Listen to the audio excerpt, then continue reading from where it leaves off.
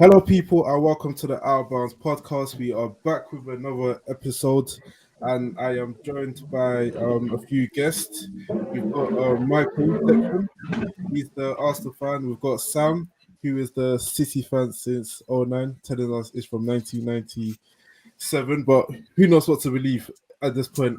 We've got Nick, who is the United fan, and we've got Ray, who is a Liverpool fan slash Family Ties QPR. Why we just got to add that one in though? I don't get it. I don't know. And obviously, I'm a Chelsea fan. Code will be joining later, but as you can see, I've got the panel filled up with a fan base, and we are going to give our Premier League prediction.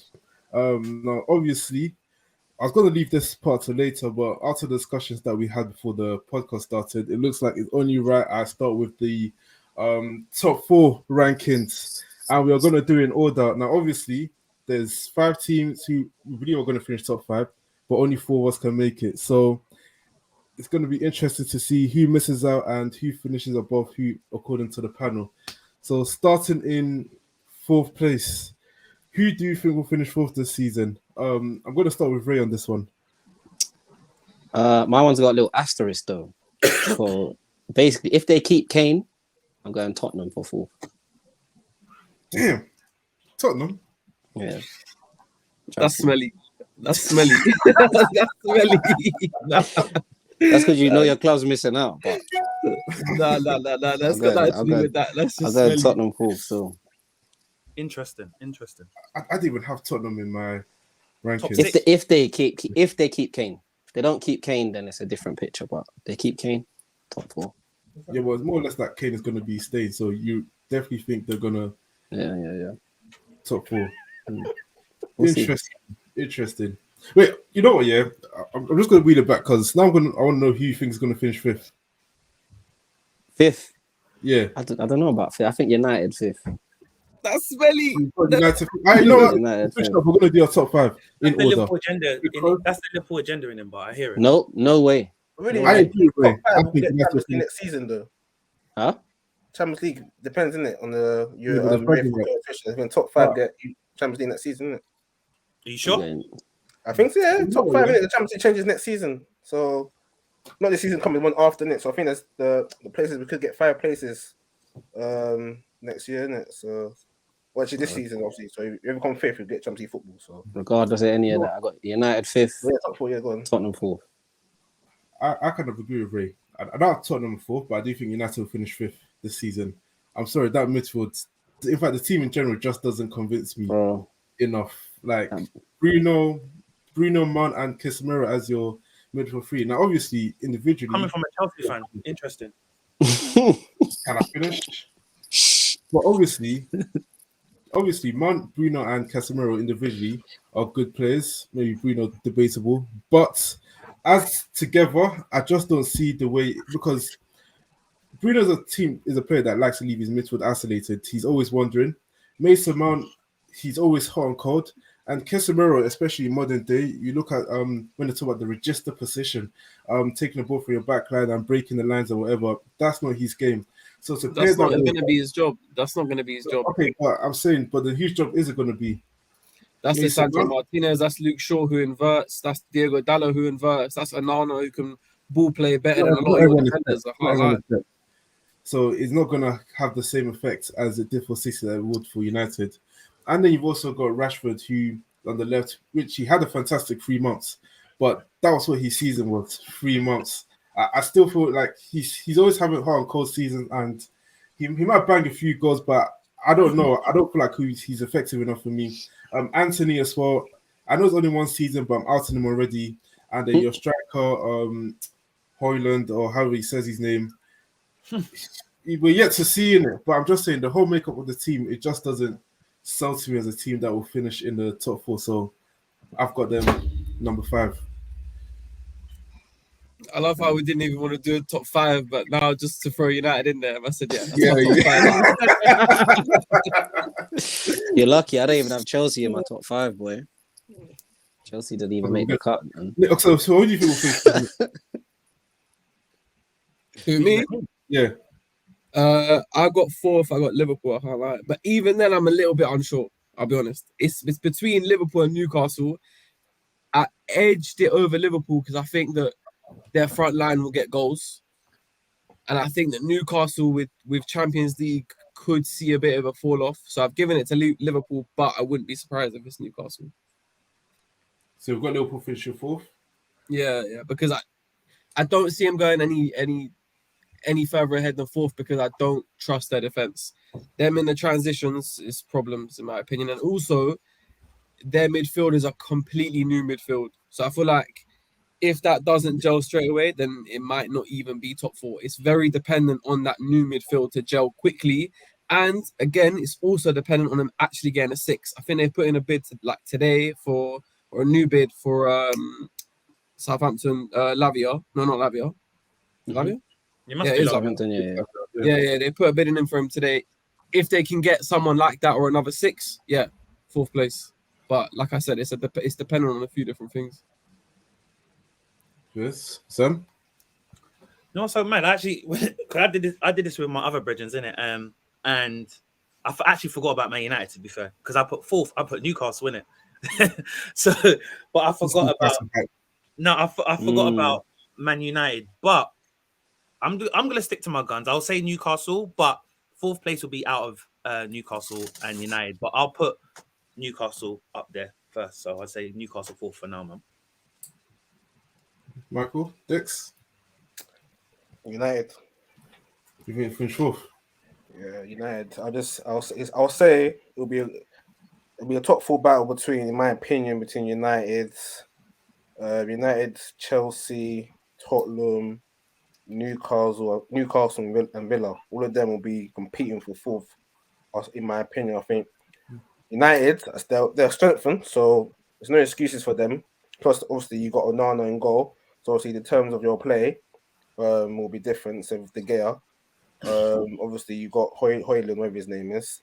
I've never seen the guy play. Obviously, I've seen comps and that, but obviously I can't really judge him, so I want to see what he plays like. So you can't rely on Martial. Rashford, a lot of your games last season was basically Rashford ball or nothing. But I think we're gonna play more of a team next season. But I still think I still think Liverpool are dangerous, man. I can't. That's just Liverpool. The Liverpool factor. I think now it's a new clean slate, new season. I think Liverpool will be more on it. But also, I think United, I can't trust them in away games. Away games, especially last season. Away games, especially against the top 6 last season, I can't trust them. Even against the lower opposition, especially trying to break down that low blocks against those teams that you're gonna have Luton, you're gonna cold nights away at Luton, Burnley, Sheffield United. We were fine at that last season. I'm saying no, we were. The games I've watched, obviously, yeah. But the games where I still think you'll struggle to break down the low blocks teams, especially not even that, just the middle table teams as well. So like you've got your Everton's, Fulham's, and even the Brighton's Newcastle away games as well. So that's what I was gonna say. I understand what you're saying about the away games against the top, let's say even 8, in my opinion. Top 8 away games, we struggle. But actually, the bottom half of the table, last season away games, we were fine. I can't lie. You're fine, but the top 8 is every time I watch United against a low block, obviously you win the games. Like, I'm not saying you don't win the games, but I still feel there'll be times will be tough. Like there'll be times that the Brentford's away, especially the timing of the game as well will have a factor. So 5:30 kickoff, all the lights, bright lights. Some players can feel that. I can feel it. So bro, we had the Super Sundays last season. But I saw United will do their thing. Still United will play good football there and there. But I still feel, top 4 will be calm. I think 4 players will be justified. It'll be tight though between the other teams around. But that's my opinion. For me, it's a bit funny because the team I thought could finish 4th, I also feel like it's either between 4th or 2nd. So there's no third for them. But in 4th place, and I've been thinking about it, and I feel like it might be Arsenal to finish 4th for me. Obviously, they had the great season that they did have last season, but I do feel like there could be that lasting effect of they could have got it done and they didn't. And obviously, I feel like the teams that I do have above them have improved, and there's more of a feel-good factor around them, and the coaches are better than the teams I've got around them. Now, obviously, I do feel like Arsenal will finish 4th or 2nd, but again, similar to United to a lesser degree, I do feel like with Arsenal, the midfield, I'm just not fully sold with the Declan Rice signing because obviously 100 million he's gonna have to play, and if you play him in the number 6, I feel like what Partey can give you from number 6 in terms of the ball progression and everything is miles ahead of what Declan Rice will give you as a number 6. At the same time, if he's playing the 8, he's just not creative enough for me. Like at times that he looks like he was just running around. At times I was thinking like, imposter syndrome where you just feel like that guy does not belong on the stage like this. Now, obviously, for West Ham, I feel like he's good for West Ham. Like, you talk about the defensive football, you take the ball and you make those power runs and whatever. Yes, he's good for West Ham, but in a possession-based dominant team, I just don't see how he's going to flourish to become a world-class player. His ceiling is just being good for me. And I think he's the long-term fix for Arsenal at 6. I don't think Rice was brought in to do like an attacking 8 or nothing like that. I think that's what Trossard and I think that's what Havertz, I think that's what Smith Rowe sort of do for most games. But I think Rice has been coming to replace Partey a long time because I think they're not banking on Partey being. Oh, Partey's gone next season. Yeah. In the next season. So if that's the case, in this case, I still him and Jorginho are gone next season. So okay, but if that's the case, for just this season, I still feel Partey is still the better player in the number 6. In my opinion, he's still going to have to play. And if he doesn't play, you put Rice in the number 6, I feel like it's even more issues for Arsenal the way that they want to play. So I feel like they've got a lot of things to figure out. Not that the squad isn't talented, but I feel like they've got more stuff to figure out in terms of who's going to play well. Because you also got the Havertz issue where he only played up top because Jesus was injured. He's probably going to come back and play as one of the attacking 8s. And is it going to work? Who knows? So that's my reason for having Arsenal. He told me he's very good. Huh? He told me he's very good, isn't it? He's good in it, but I mean, new system, different style of play. He's a big game player. That's what you told me. So I'm expecting a lot from him. You always rave about him every single time. He missed 2 chances yesterday. Missed 2 chances. Well, the first one was kind of self-made. The second one, he should have scored, but I mean, in context, there was a little bubble, right foot. I mean, the angle was tight and all that kind of stuff. So, and why are you saying they're defending an Arsenal player? He's a Havertz fan. I don't see what he's seeing. No, Havertz is a baller. I think Havertz is going he's a good player. But bro, I think Havertz coming in to do that attacking 8. I feel like Havertz is like a good fit for that role.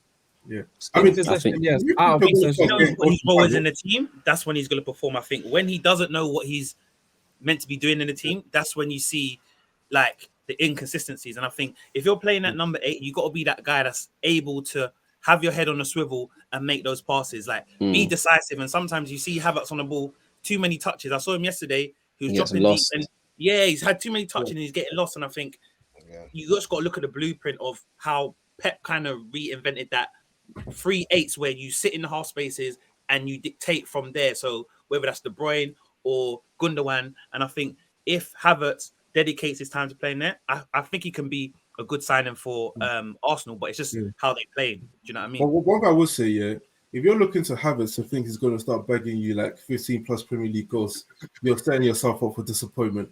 So it all depends on what your expectation of Havertz is as a player and where you think he's going to play. But I feel like Havertz is one of them weird man though. Like I feel like towards the end of the season, he could be creeping like Dele Alli numbers. That's sort of how I'm looking at him. I think if he does come good, those are the sort of numbers that he can produce. But because he is good around the edge of the area, he's shown that he can be quite clever with his finishes. Not that he's consistent with it.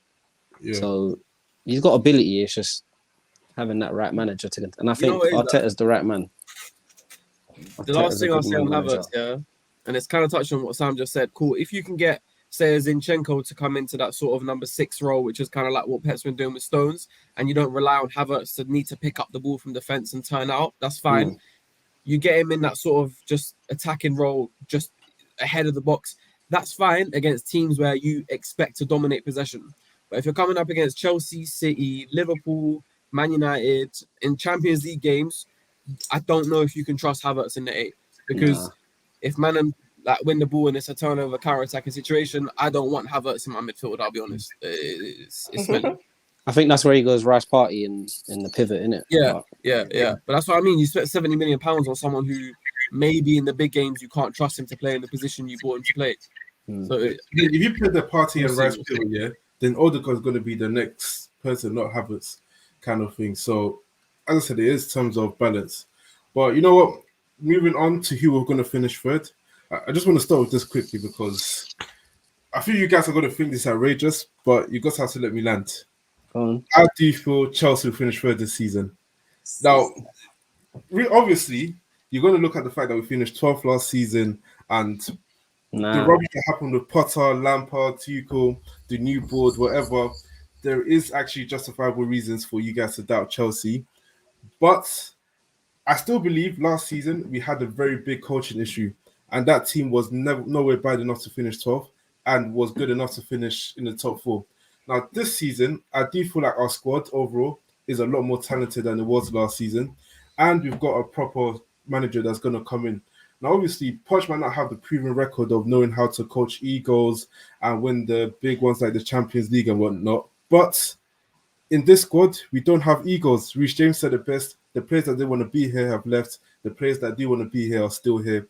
And as I said, I feel like he's a manager similar to the thing where you had with the Tottenham situation where he first came in. I do feel like there's going to be an element of surprise with Chelsea as well. So I feel like with the amount of talent that we do have, whether it's potential or untapped, I feel like Poch might be the best man with dealing with no egos to get the best out of them. And there's going to be an element of surprise with us, which is why I'm picking us to finish third this season.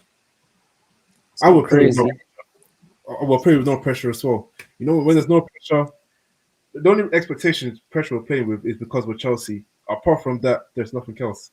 So, yeah. That's all I was going to say. I think that's the only difference between you lot and Tottenham with Pochettino. It's like Chelsea aren't some unknown entity. There's still a big game for every single club in the Prem. So it's like, no matter whether you finish 12th or not, I think teams are still taking you mad serious. So I think every game with them is still a big game. And I don't know how Chelsea are going to fare in those top 6 fixtures still. So I think that's the only thing that's saying that I reckon you lot are going to finish 6th. I think you lot are going to get into a scrap with like Villa, Brighton, Tottenham and Man United for like that 4th to 8th sort of mark. Obviously, I reckon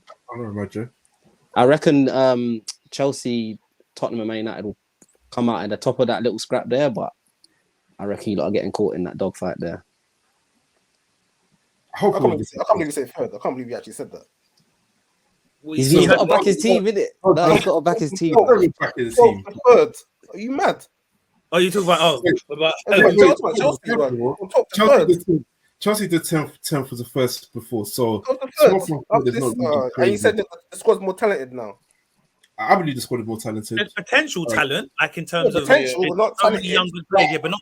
I'm talking about like the abilities of the higher, players. I feel like the abilities of the players could be a bit higher because I mean, you look at when it's not there yet. No, it's a lot to click as well at once. No, but I think what is Use your left backs again. Use your left backs again. We've got Cucurella doesn't count. He's not a player. You bought him, but he doesn't count. You bought him. Well, Chua was my first left back. 2 keepers. They ain't all that. The 2 keepers. I think they ain't all that. Yeah, but as I said, who would you start, Kepa or Sanchez? But I think Kepa will start the season anyways. When I saw the stats, there wasn't much difference between them. They were both a bit. I like Sanchez, yeah, but when I saw some of the clips, I was thinking, wait, I think it was against Palace. I know he did against Palace. I was thinking, what are you doing, bro? I mean, really, truly, we've had like a goalkeeping issue since Courtois left. I mean, Mendy helped for a bit, but then he was only good for 1 season, and then he became average. So, but then again, he was never given the chance to revive his career the way Kepa has. So, I mean, with Kepa, the only thing is not that Kepa's a horrible goalkeeper, but you've got goalkeepers that because his arms are just short, he just wouldn't. Yeah, like the dinosaur arms kind of thing. So even if it wasn't his fault, I feel like a keeper with just more length pause would just save the shots. That's my issue with Kepa. Like that's why you see all the outside of box shots. You see in the FA Cup final, Tielemans is smacking it. I'll never forget the game against Crystal Palace during COVID when Saha just took the ball from the halfway line, moved the ball for the bit and just whacked it. Like teams just the keep Van showing Dijk penalty, bro. That will never ever.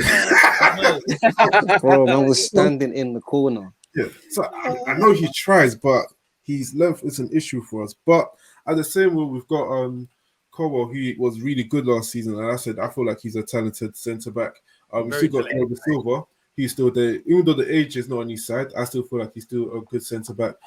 Badia Shile, he did well when he came in for us. Fofana's injured, so I don't know what's going on with him. So it's But- Can't Nkunku. lie. Couple months. With who? Nkunku. Oh yeah. But But the biggest thing that you man have going for you is the fact that you've got a whole week to prepare for every single weekend game. Like Yeah. obviously all of us we ain't got that. We got 3-4 days and then Champions League or whatever. But sometimes it European, doesn't but, change. yeah. It doesn't change the fact that it's still a Bro, you can't fresh hate from new outside team. the club.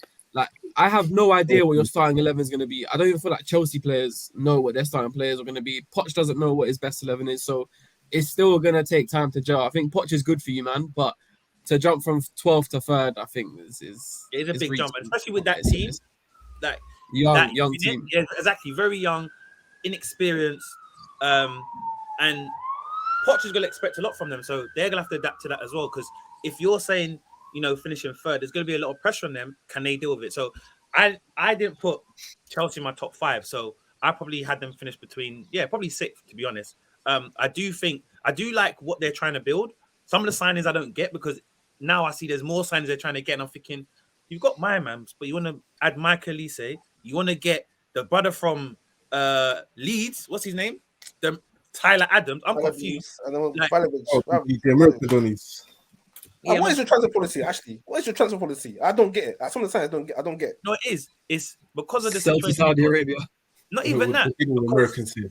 He's not meant to make That as sense. well. Remember, you guys, your owner Todd Burley, he also owns FC Strasbourg, innit? So some of the players that he's buying, it's a thing where okay, cool, they're gonna be here for a bit, loan them out in January to Strasbourg and help Strasbourg, pattern League 1 and get whether into Champions League or whatever. But I don't know what your strategy is, Rich. If you can tell us, that would be great. But Yeah, but I'm not looking at the sure. players that are potentially looking to come in, apart from Casado, but I'm looking at the players that are already. But even there, there's still potential. Like in pre-season, I saw Gusto starting ahead of Reece James more time.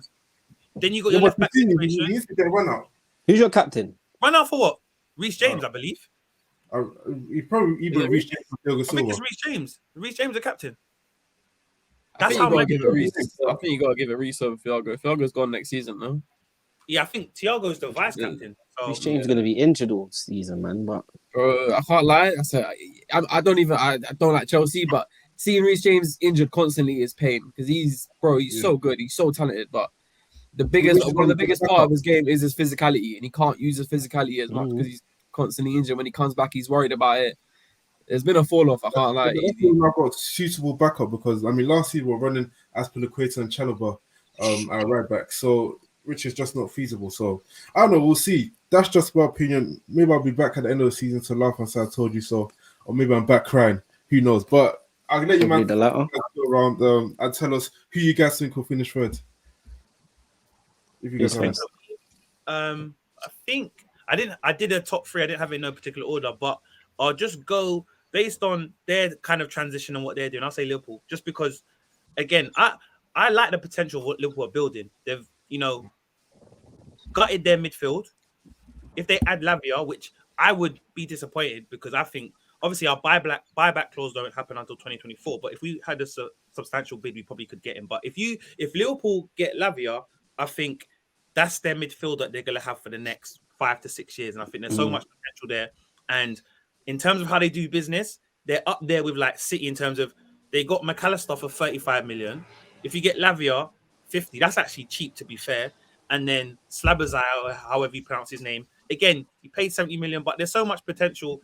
He's not De Bruyne-esque in terms of the creativity, but in terms of him having those shots from distance and being a goal threat, very similar to De Bruyne. And then, as we were speaking before we jumped on the pod, you got a plethora of choices in your forward line. And I think any team in Europe would want that. You've got Salah, Gakpo, Nunes, Jota, Diaz, and you can, for every single team you're playing, you can change it and that front three is going to play different. Like you might want a game where you want Salah to be up front, and then you've got maybe Gakpo or Nunes, or you change it around, or you got Gakpo and Diaz, and then you got Gakpo and Jota. There's so many like combinations, but like Nick was saying, I think where we're going to see the challenges is if that midfield can gel and come out the blocks running, and also if they've patterned their situation with the defense. How is Trent going to play? Is he still going to play as a traditional right back, or is he going to turn and become that inverted fullback and play like how Cancelo was playing, and you're playing as a 6 essentially, but then you've got creativity. So it's just how they adjust. And in terms of their defensive options, are they going to improve? What type of Van Dijk are we going to see? Are we going to see Van Dijk or Richard's favorite Van Dijk? Who are we going to see? So we have to kind of bear that in mind. But I do see Liverpool getting back into the top 4, and I've seen them finishing third, to be fair. One thing about Liverpool's midfield as well that I was thinking about is that, like, with Fabinho, Henderson, and then whoever was next to them, like, the play sometimes went past them. They weren't necessarily involved in getting the ball from the defense and bringing it into the attack. That was sort of the role of the fullbacks.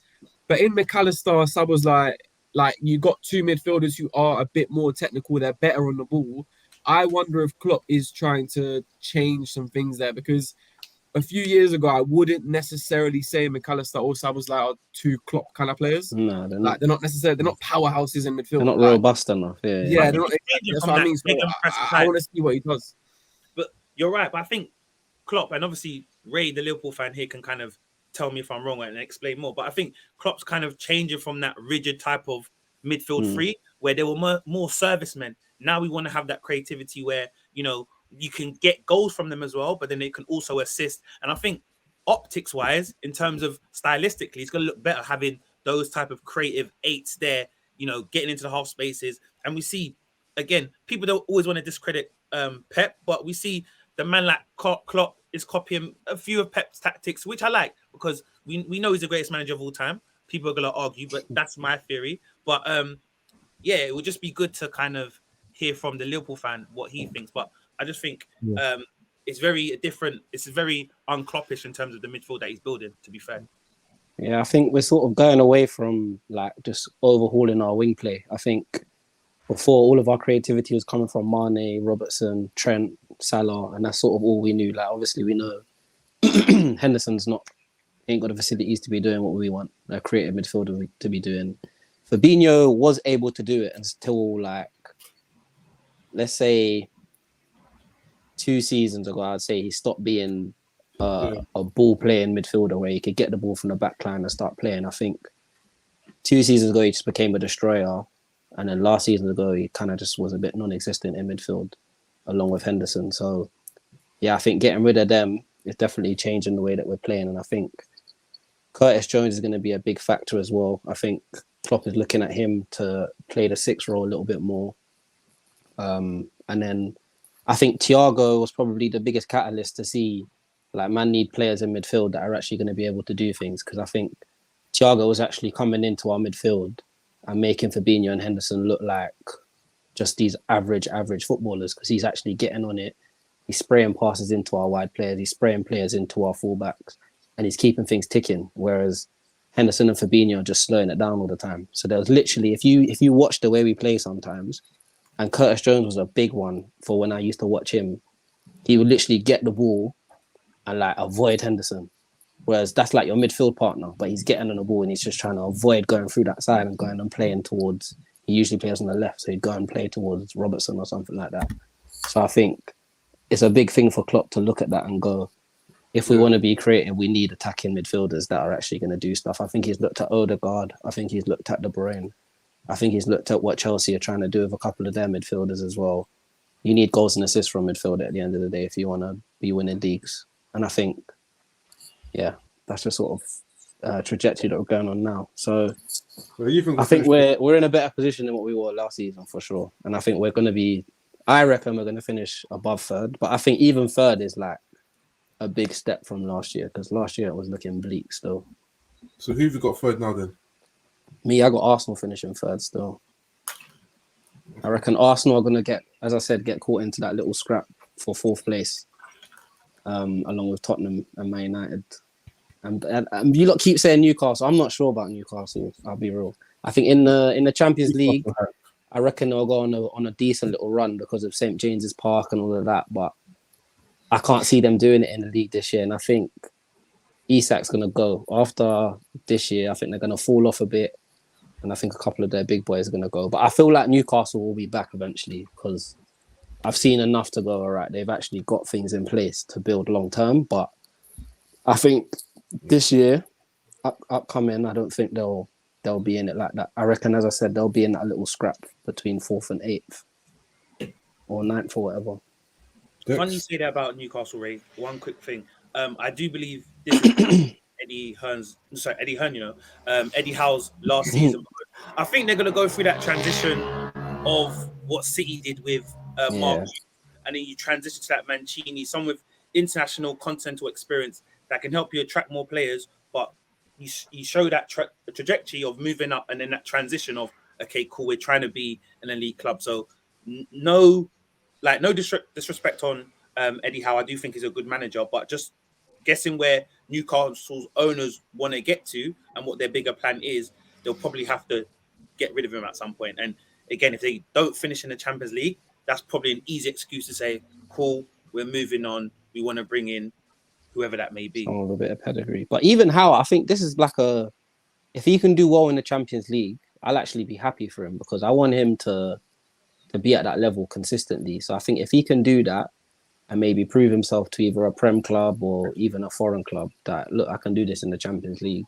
Because I think that's his level. I just don't think he needs a team that's ready. I don't think Howe is going to be the man that can create a team and then get it winning straight away. I think he needs something that's ready-made where he can impart himself on it. So, yeah, I hope Howe does well, to be fair to him. And Dexy, you got finishing third? Liverpool. Same reasons as Sam? More or less same reason what Sam said, but also as of now, I'll say Liverpool, but I'm not still. Depends on the window. If you get two, in my opinion, from what I've seen, you get Lavia and another 6. Then yeah, I'll say lock on third for me. I just feel like Liverpool, that's a big. It'll be 6, man. You need another 6, man. Lavia, you can't. We need two sixes, yeah. 2 6. They're not signing No, two.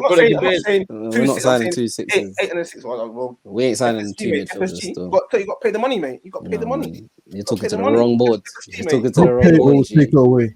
FSG. But obviously that's what I thought. I thought you knew. I thought two DMs in my opinion. But obviously, I agree though. But then again, obviously, the front three is still dangerous, man. And if like Salah, dangerous. Gakpo, we see what you can do from January. You can do things still. Jota, I'm wary of him as well. He's a good finisher.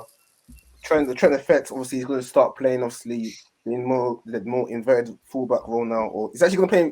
He's going to pay RCM next year. Trent, I reckon he'll still play right back. But if he does go RCM, I wouldn't be shocked because I think Gomez might be a look on for that right back spot because I think that's sort of the way to go at the minute. I think everyone's going for like 4 defensive defenders in a back 4, and I think Gomez obviously has the athleticism to go up and down. So I wouldn't be shocked, but I reckon he'll start right back.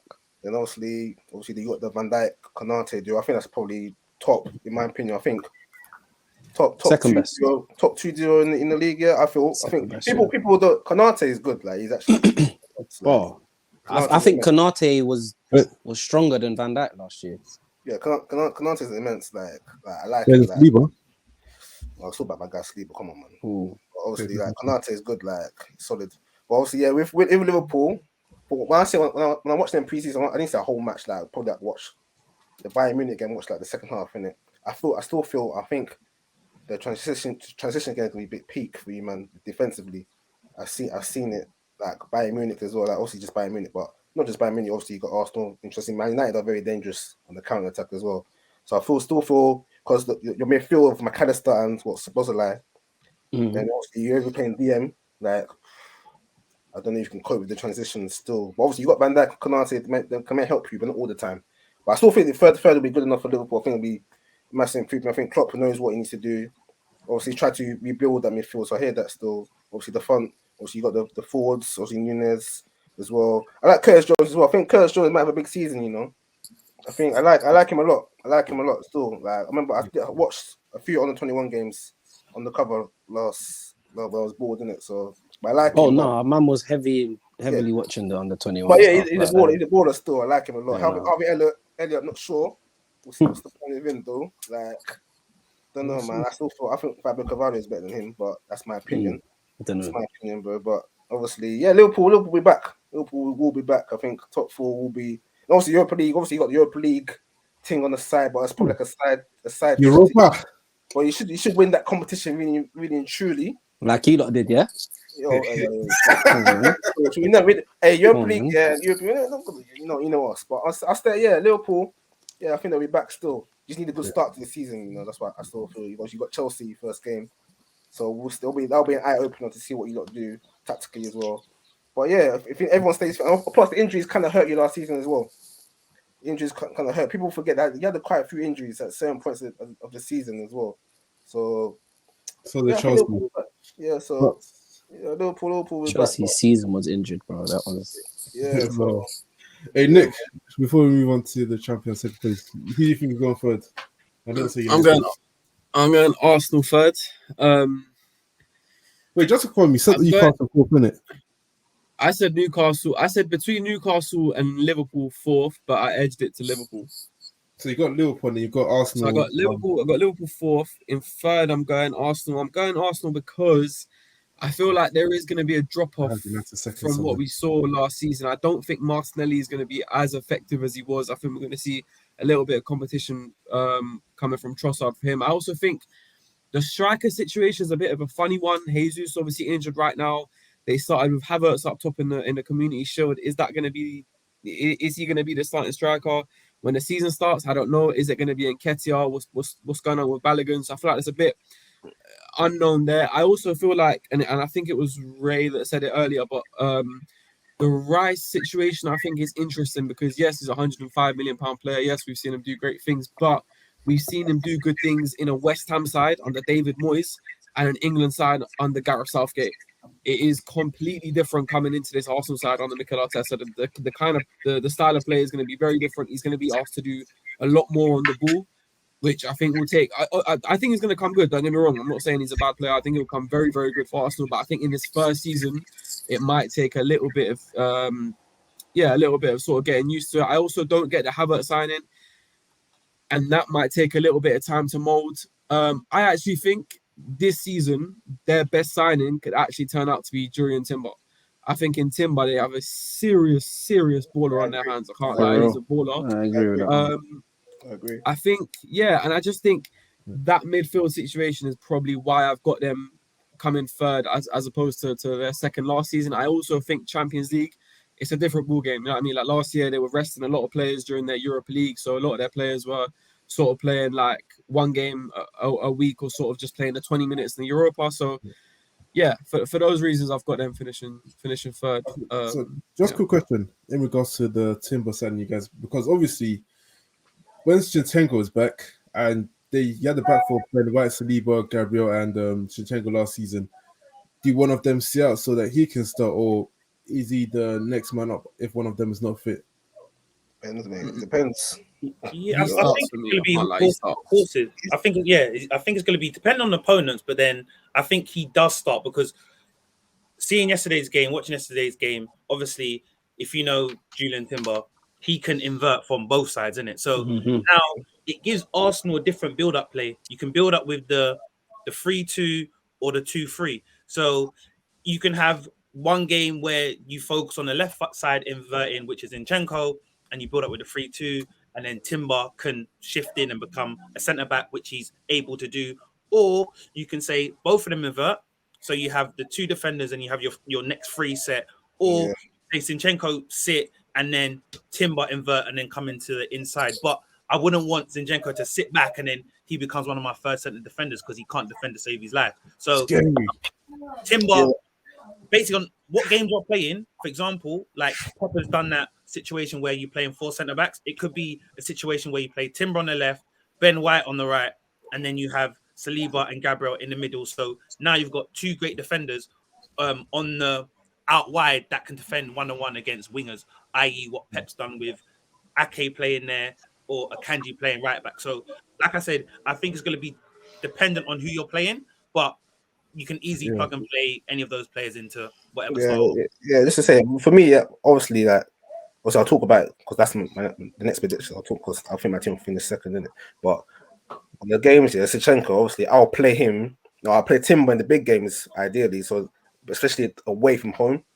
So, for example, like last year, the Liverpool game away from home, you see what Zinchenko got done by Trent. And that moment pissed me off. And I couldn't sleep for like 3 days because it was just so easy. Even I was in the GC, I know.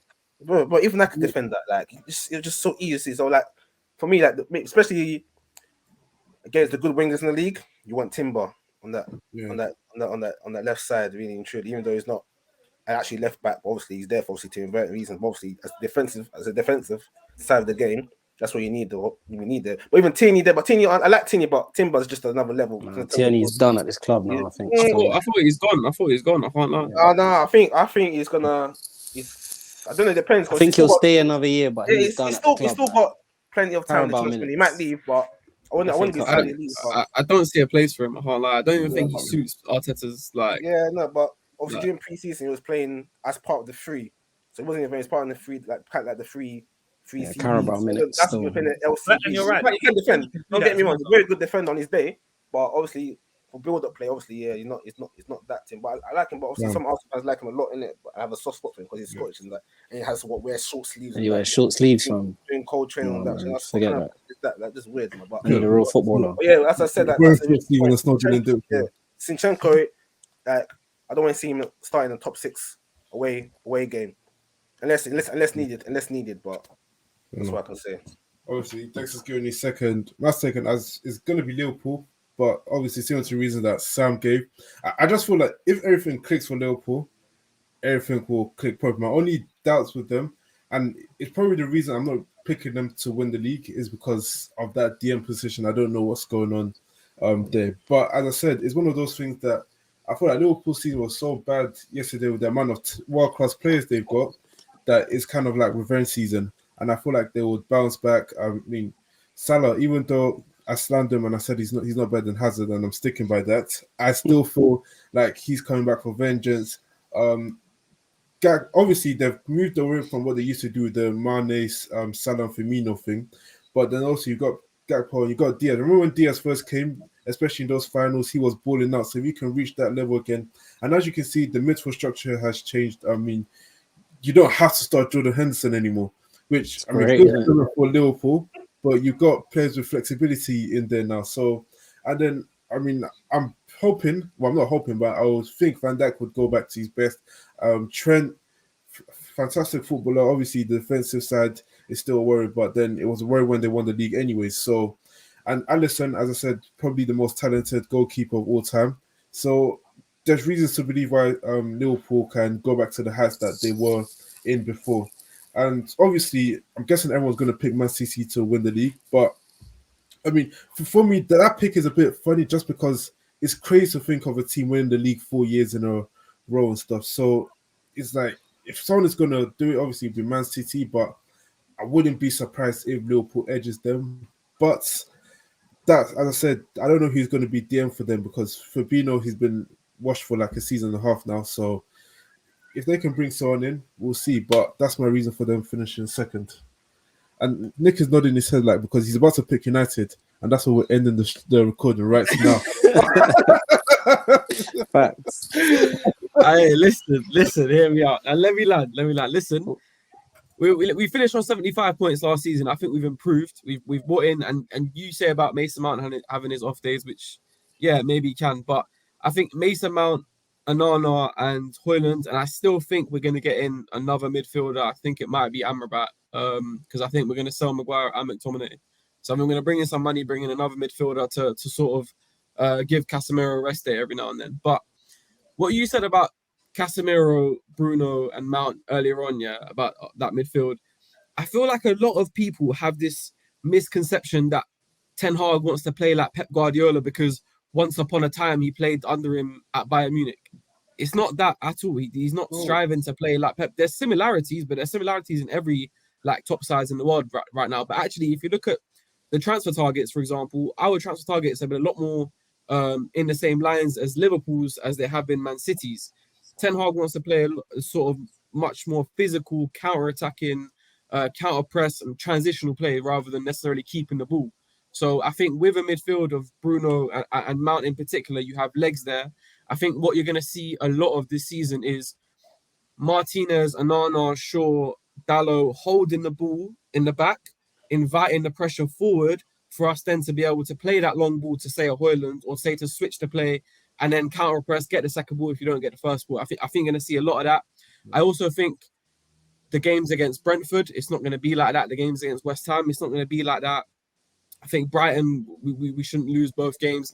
I see improvement in this side. I think Rashford will kick on.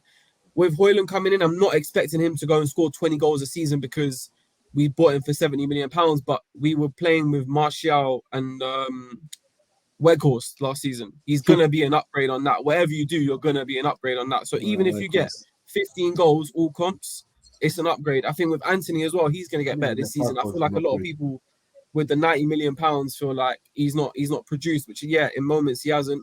But I think the two frustrations I had with Anthony is that A, he doesn't use his right foot, which includes going around the outside, and also B, he doesn't run in behind. Two things which he has very much started doing last season and in pre-season this season as well. So I think we're going to improve. The only thing is, I don't know. Last season we won the Carabao Cup. I think I could see a scenario where we improve, but we don't win any trophies. That's my only thing. I don't know why I can see us getting knocked out early round, Carabao Cup, etc. But I reckon in the league we finish second, and finishing second is like winning the league nowadays. So, I mean, but the issue with everything you're saying is that, and obviously you can correct me if it's I'm Man wrong. City are going to win it anyway. That's why I said it. Go on, Rich. Yeah, but my thing is Still that, saying. there's no. So if you look at Casemiro, because obviously you said that that's not Casemiro's game, and I 100% agree. But then when Casemiro was at Real Madrid, the player that was helping control the midfield was Toni Kroos. If you look at Mason Mount when he was at Chelsea, the one that keeps things ticking in the midfield was Jorginho. Bruno, I don't know if he's played with anyone like that in Sporting, wherever he came from, even though when he left, they won the league. But in United, I don't think he's played with anyone like that. And sometimes, last season, I think he did well. But before that, I felt like he's been shit. The numbers were the only thing giving him his credit.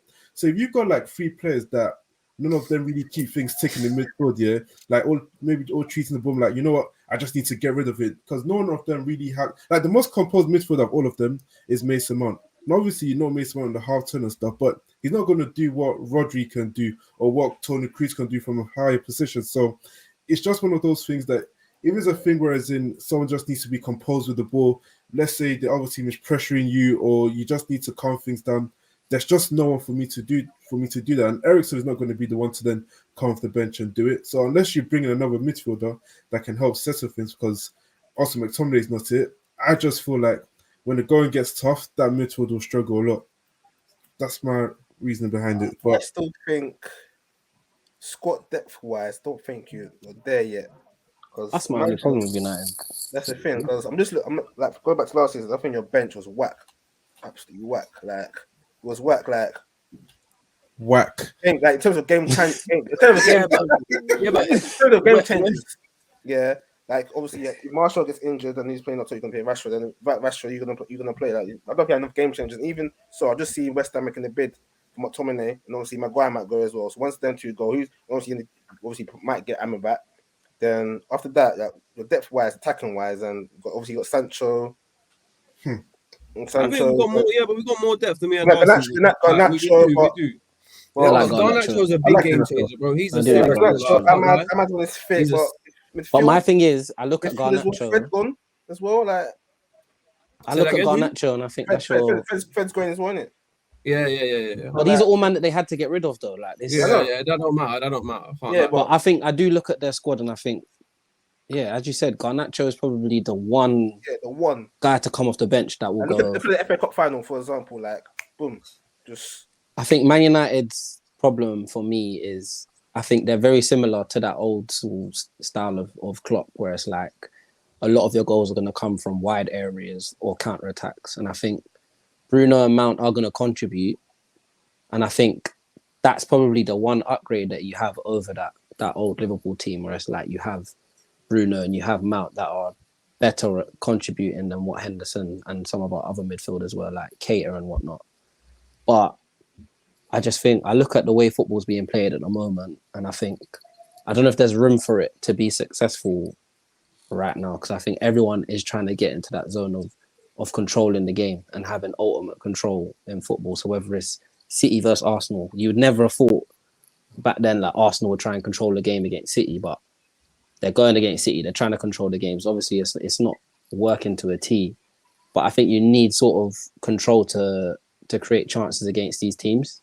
I look at they can like Mason but who Mount like and Bruno your Fernandes. Mason Mount and Bruno Fernandes aren't just like gonna be running up, like they can like they can, of course. Mount Yeah, over- I think Mount can occasionally. Bruno's not controlling no games. I'm sorry. Yeah, but You lot need one.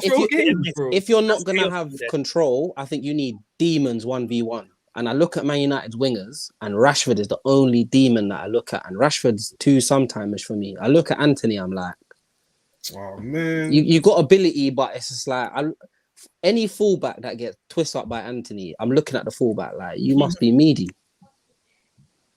Like, and that's not a knock on Anthony, but he's too slow. Yeah, that's what to say. There's no burst of pace. He's not a 1v1 winger. No, he's not. But he's not really he's like a spacey winger. Like he's like Sancho, innit? So it's like I can't see Anthony whipping in a wavy cross either. Like he has to get space and try and create something in like tight spaces in the box. Fidget spinner. Which he can do. Which he can do. And you know what as well, yeah? He's like, I know it's a bit of a one-trick pony thing, cutting in and shooting, but he's got that up his sleeve, you know. He's decent. It's a decent one-trick pony. Yeah, that's what I say. He hasn't got that mastery of Robin and Messi yet, but like if he can get to that level, then that'll be great. But even that, you know, he's very predictable and what he's doing. And like Ray was saying, when he gets the ball, he's not dynamic enough to get past you like the way them guys got past you. So you're still like, yeah, let him do it. I'll just shift him inside, and he's gonna do something stupid anyway. Whether it's the fidget spinner, he's gonna put in throw Z, whatever it is in it. So like, I think there's a lot of the jury's still out on Anthony, and obviously the price tag doesn't help either in it. Do you know what I mean? So yeah, it's gonna be interesting what United do, because obviously Nick was saying, I hear it, like Ten Hag has come from the school of Pep, but if you had a scale of those people that come from like the Cruyff book here, you've got Pep on this side, you've got Tuchel, which is at the bottom because he wants to control the game, but he's very pragmatic. And then in between that, and probably more to Tuchel's side, you've got Erik Ten Hag, where he wants to control the ball, but it's more about the transition play and the fast breaks and a bit of more individualism as well. So I think you're not necessarily going to see that tiki-taka, one touch, you know, playing the zones, hold your positions. It's more about, okay, cool. We got some of that theory in terms of how we want to play, but we've got individuals that can do stuff and kind of bring out the play of those individuals to do their own thing. So it'll be interesting this season with United, to be fair. So who do you think will Casemiro in the build-up? So I just want to wait on him. Casemiro in the build-up. Finish the second. He doesn't need to be. No, I'm just waiting, mate. I'm just waiting. You'll see him in the build-up. Casemiro, you're just watching the build-up. Casemiro's alright. That's his job, though, innit?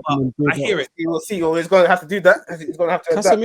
Casemiro can play. I think the only problem that I have with Casemiro is the longevity. Is if he can do it for 38 games, but he can't do it for 38 games. But what Nick said, though, what's going to happen is you're going to see United play a lot like, I think it's Brighton. So when they want to play out the back here, what they're going to do is it's going to be the centre back, either Martinez or Varane, pass it to Onana, and Onana's basically going to be that number 6, and he's going to say, okay, cool, now I can distribute the ball. Because when you do that, like Brighton, they do the false press, they put their studs on the ball so you can come, and then now there's space that's open. And I think in terms of how Onana can distribute, that's going to open a lot of creativity for what United can do. And there's going to be less emphasis on Casemiro coming into defense where the centre back split, and for him to be that Busquets, that Rodri, that Fernandinho, that's not really his MO in it. So I think having Onana is going to be like a safety blanket for some of those guys that are less comfortable on the ball, because he essentially becomes another outfield player when he's got the ball. I think that's how Onana's United. distribution is better than some of your best centre backs. I'll tell you that No, of course right I'm now. trying to say. So It's that's what I'm trying to serious, say. bro. It's But serious. United have always been that sort of style. They've always been like a counter-attacking sort of team. They never Different. wanted to try and play Different. football like that. But I think Different. the only problem that United have had is having the personnel in the back to do that. Obviously, they've got the personnel in the back to do it. I think the only difference between Man United and Brighton is teams are going to try and go on the front foot against Brighton. It's kind of what I was saying to Rich earlier about teams are treating Chelsea like a big game. Not every team is going to go up against the front foot against United. It's just those top 6 teams that will really try and do that. Everyone else will probably try and sit off. And I think that's where maybe to be fair, you said that you lot done well against those lesser teams. But when you deep it, like majority of the Premier League, the top 10 is actually decent. So that's half of the league that's gonna not necessarily say, like, you're right, not necessarily gonna attack United, but they're gonna have threats, whether that's a Newcastle, whether that's a Villa, whether that's a Brighton, whether that's a Brentford. So nearly half the league is gonna come say, like, do you know what, I'm here to play. Like we saw Brentford do that against City last season. Yes, the first game, cool. The last game was the end of the season, but they was the only team last year to beat us home and away. So it just shows you that there's certain teams that are not afraid to go on the attack against the big teams. Do you know what I mean? So that's true. It'll be very, very interesting. In terms of me finishing second, I think Arsenal, to be fair. I do think there's going to be a drop off, just based on how last season went. Champions League, you're playing more games. Can they deal with it? Allegedly, last season they got knocked out of the Europa League to win the Premier League, but we're still waiting to see. So we got to see how. So no, we lost on pens. I don't know. These man are laughing like. Wait, Dex, are you Arsenal fan? Yeah. I thought you was United, you know, but when you kept to saying you, man, I was thinking this guy can't be. No. Oh, you're us. Okay, cool. So I'm sending shots for you. I forgot. I didn't even know. Yeah. But I think that was the situation there. I think they're gonna drop off. And like Ray said as well, they could finish between, and like Rich said, they can finish between second and fourth. But I've got them second at the moment. Let's see what, if Saka improves from last season, Martinelli improves. Let's see if Odegaard continues to improve. Similar to like what Rich said, how does Rice fit into that team? Is he going to play as a 6? Is he going to play as an 8? But you've got Partey. If he's still in the team, last season, Arsenal fans were saying he's the best DM out of the Mandem. But then now Rice is there.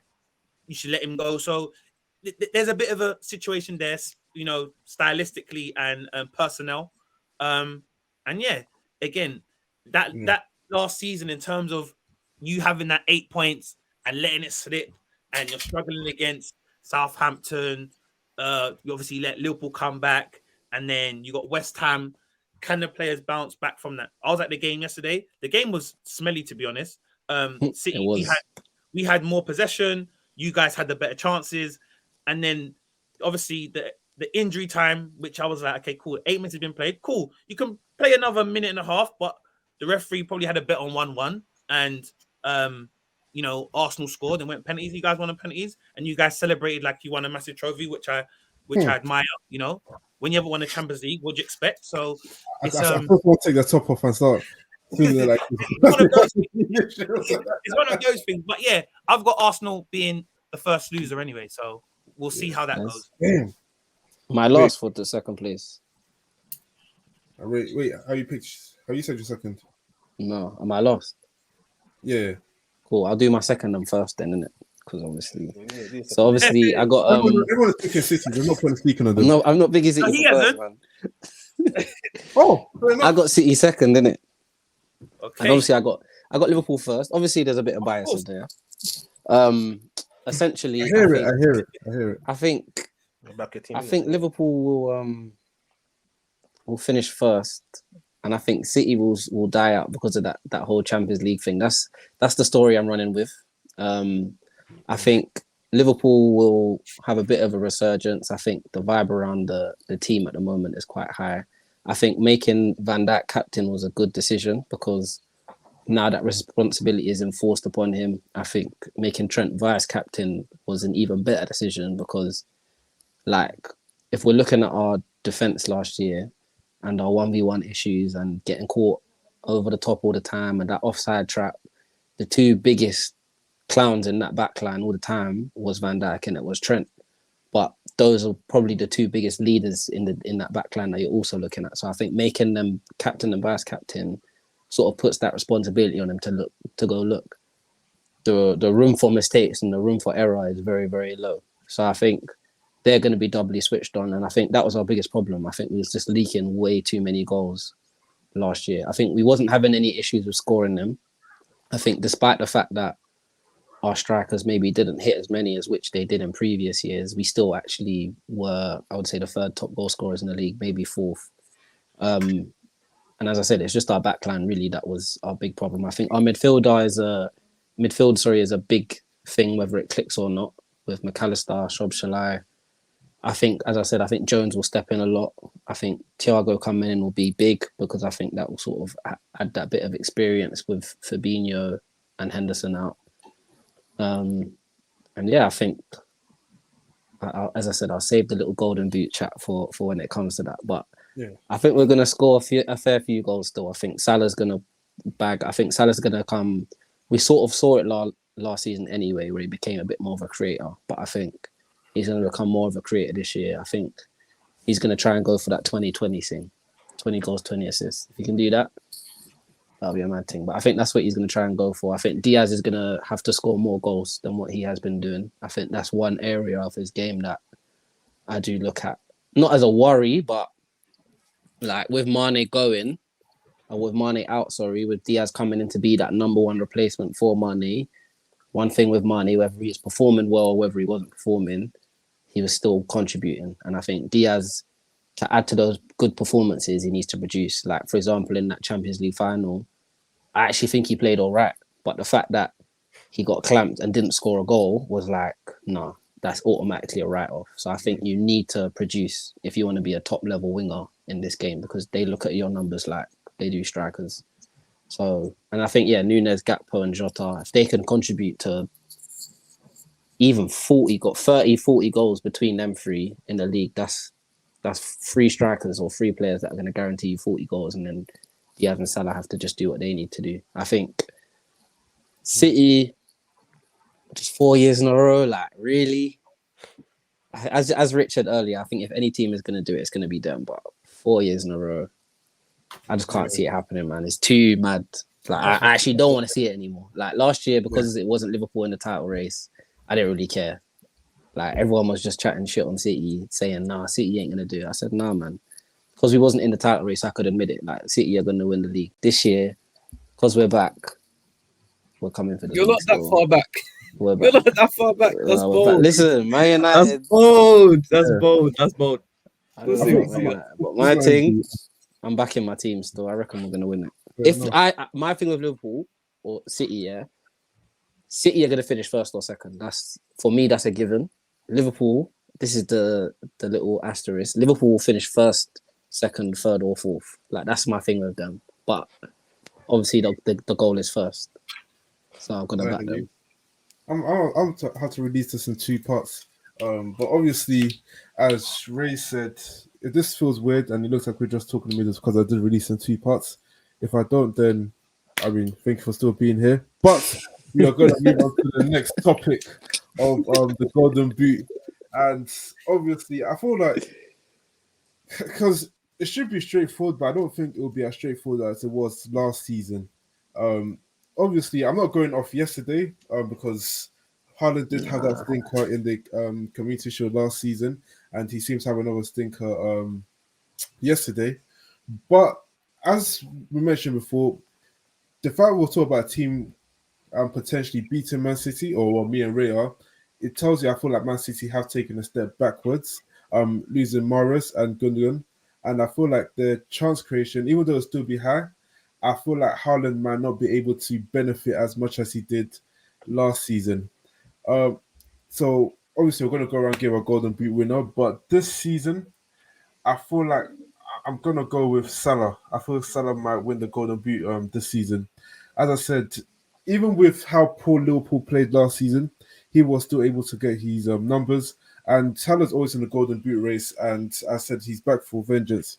You can see he's doing all these workout videos on Twitter now and stuff. And the Europa League seems to keep posting him, so he must be pissed about that too.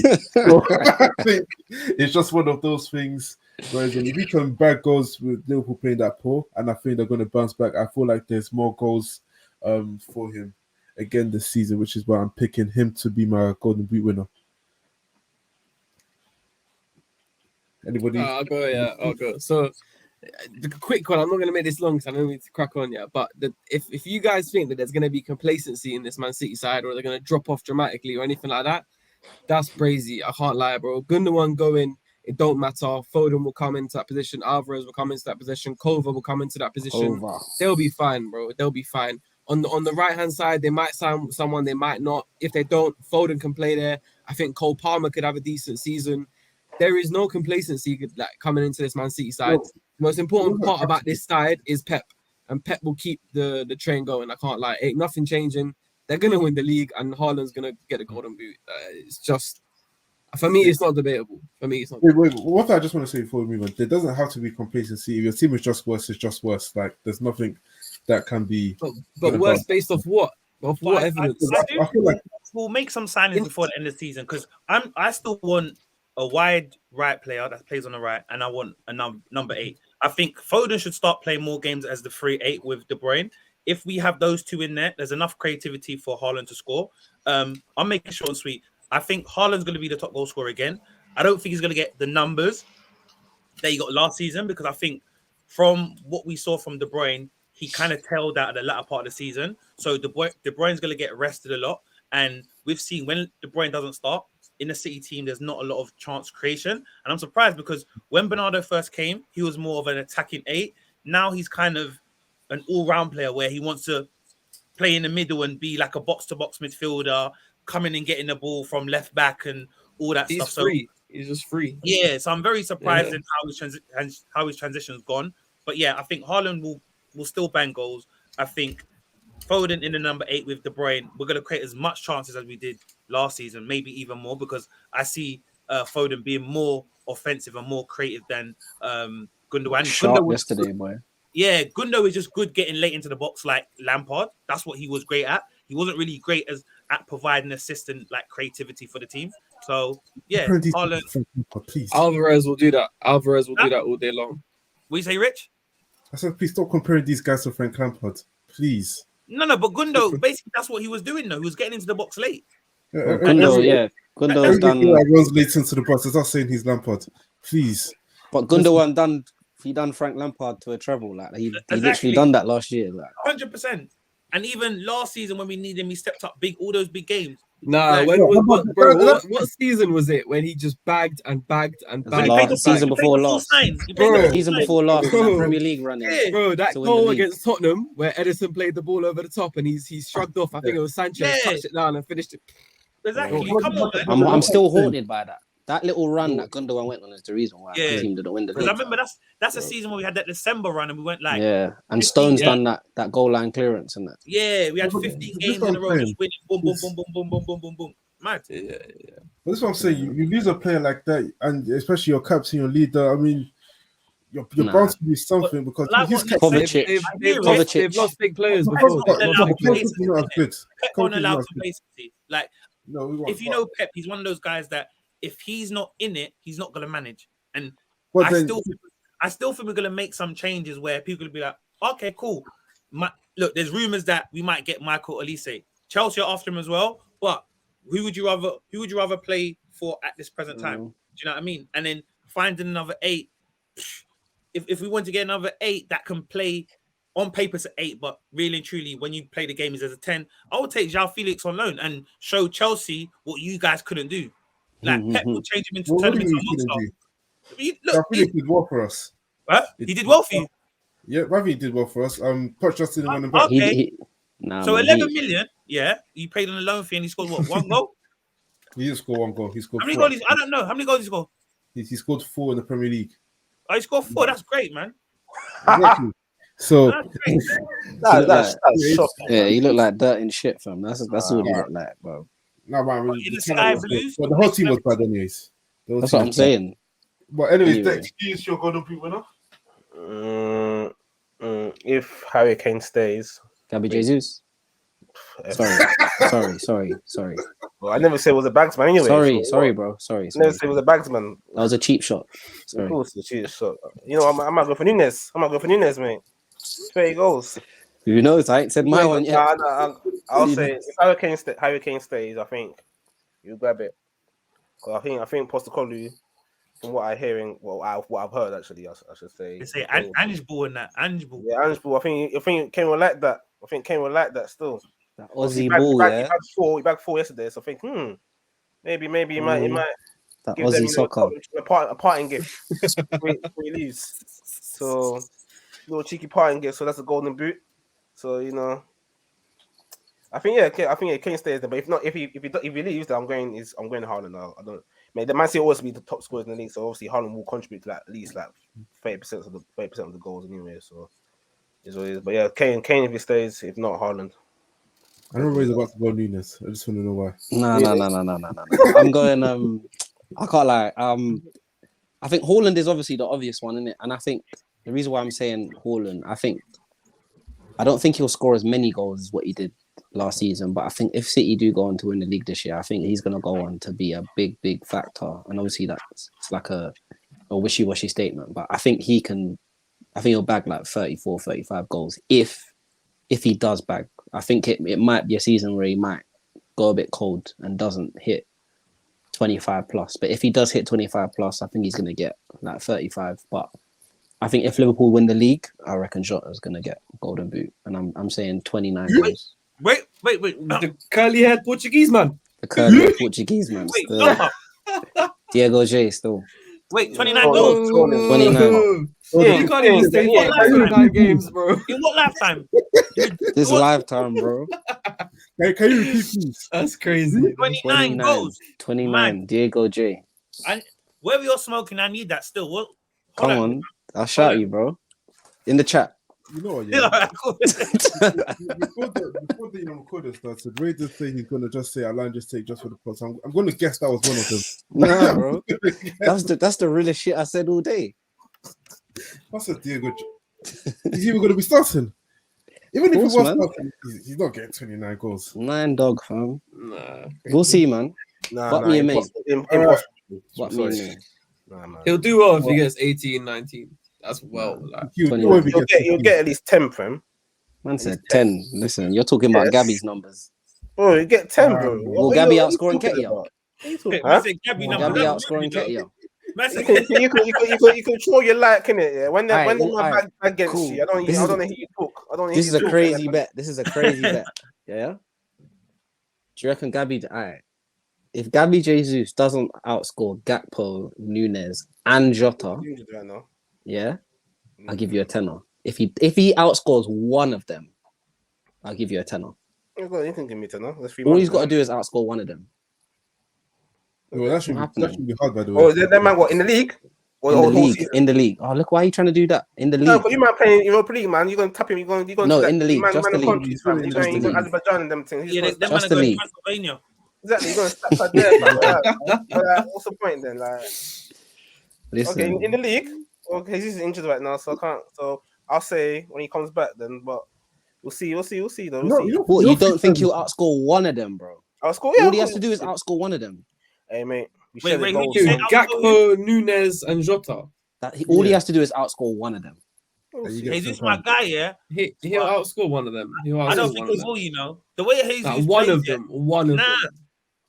Because bro, how much is Liverpool goals going to be dispersed? Like Jota's going to get like 13, yeah. Nunes will probably get like 14, and who's the other one? Diaz. Gakpo.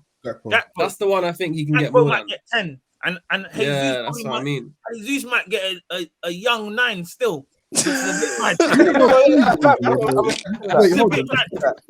This is my guy. He's injured now. The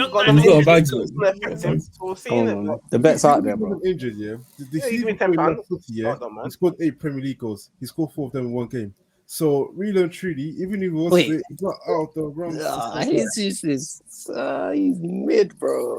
Mid. All he does is them sick touches. Nah, he looks so brazy, but he's not doing anything, fam. All right, we've got like 10 minutes left, so let's How did quickly you do run it? through. Sorry, bro. We Sorry, think sorry. our biggest and that's the biggest, biggest under and overachievers are. I'm just gonna run through my one quickly. I think biggest underachiever, especially hearing from this pod, I thought it would be Newcastle. I don't think they'll be nowhere as good at. No, I won't say nowhere as good, but I don't think they would have reached the same heights that they reached last season. And especially when people think they're going to be in the top 4 fight, I don't think they will, which is why I'm picking them as my biggest underachievers. Quick thing, Richard, is it really an underachievement or are we over? Overestimating. Yeah. Well, no, but the thing is that if Really, a you could lot of easily people, say Chelsea. You could easily say Chelsea, but you're gonna go for someone that we said in the Champions League, and they don't make the Champions League, and you're gonna say it's underachieving. Whereas Let's do it based on last season, then. yeah, but that's what I'm saying. The expectation has been placed on Newcastle, from not even just here, from a lot of people. I feel like they've now reached this. It's not overachieving. I think that's where people think they are now, especially with the amount of money that they're spending or they've got to spend. I feel like the backward step that they would take, you'd be surprised of. So I feel like Aston Villa could finish ahead of them. I think there's still Brighton there and those teams. So for those teams to finish ahead of them, the amount of backing that Newcastle have, I do feel like would be underachieving, in my opinion. And overachieving, I'm not sure. I feel like I'm going to go Aston Villa. I feel like they could be the best of the rest. So I'm thinking, from teams I can think of top of my head, I think they'll finish 6th, in my opinion. Outside of like the big 5, Tottenham not included. So yeah. Oh yeah, you picked Tottenham to finish 4th, innit? So Damn right. anyway, Tottenham 4th and Liverpool 1st. This is funny, bro. yeah, Oh, man. this is funny, but yeah, We're going back to 2018, man. But let me really jump in this quickly. So go on. underachieving, I'm gonna say United. I think people have said, look, Ten Hag's had his first season. Now he's got his own signings in.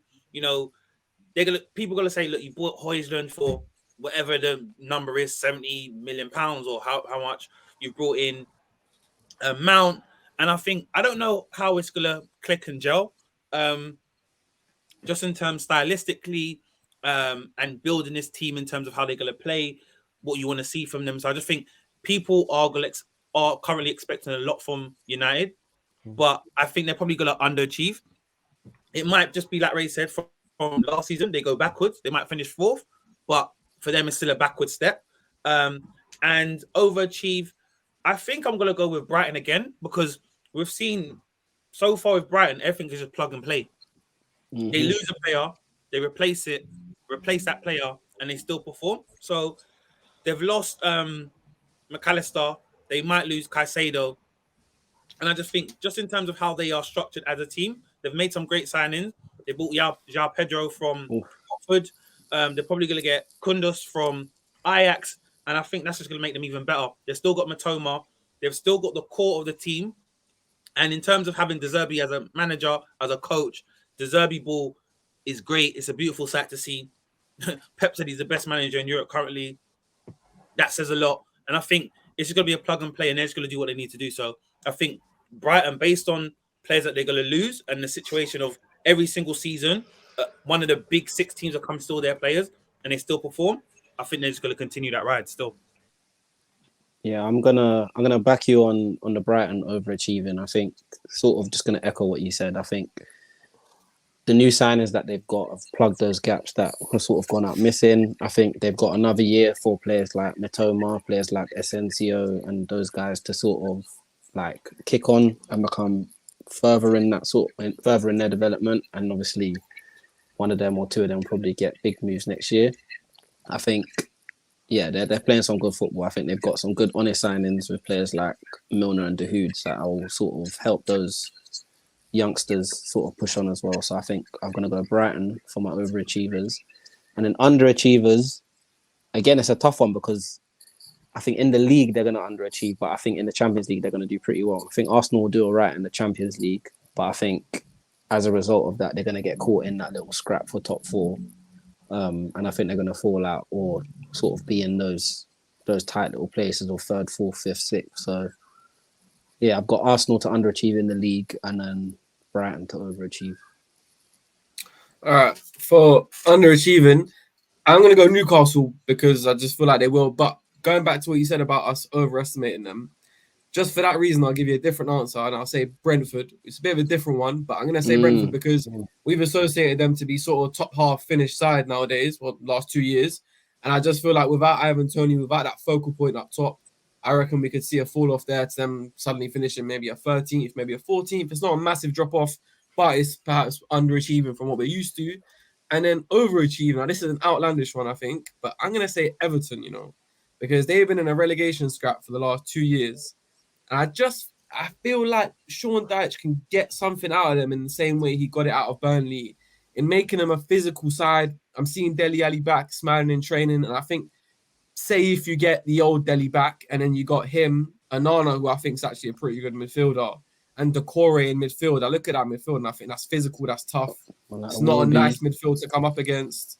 If you can get something out of Dominic Calvert-Lewin and keep him fit, he's proven that he can bag quite a few goals. So I reckon Everton, not massively, but maybe they go from where they've been at 16th or wherever it's been to maybe a 12th finish. Yeah. I'll go. Obviously, Newcastle, I expect them to fall off. Obviously, them man are going to get gassed in the Champions League and that all the Geordies. But when it comes to the Premier, back to reality. Nah, man. Back to reality. But my overachiever, might be surprised. I'm going Burnley, I'm going Burnley. It's a good chance. I watched a lot of Championship football last season, especially Burnley. And I think I like what I see from them. Obviously, they got slapped up by City in the FA Cup, but obviously, City.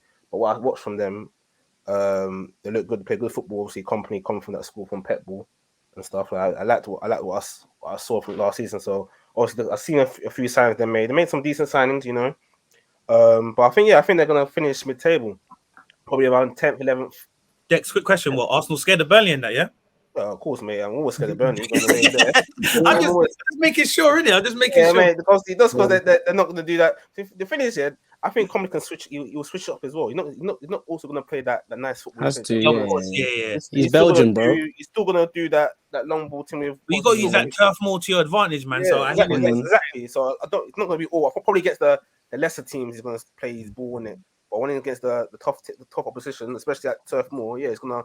It's gonna be a physical. Probably a 4-4-2. You never know. Long ball. Weghorst. Exactly.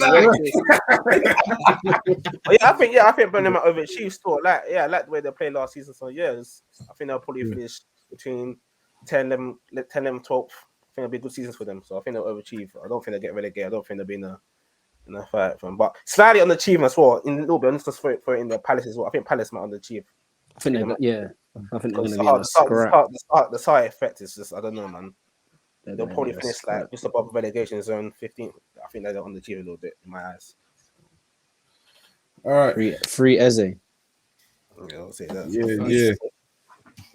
At least see. All right, you know what? That is all we do have time for. It looks like it's quite long, but yeah, fuck it. I'm not going to put it in 2 parts. It's going to be 1 long part. So you're still here. You're still here. If you're not, then is what it is. But thank you for tuning in. I'm going to put Ray's, Dex, and Nick's and Sam's social media handle below. Obviously, the podcast, I'm still going to plug it regardless.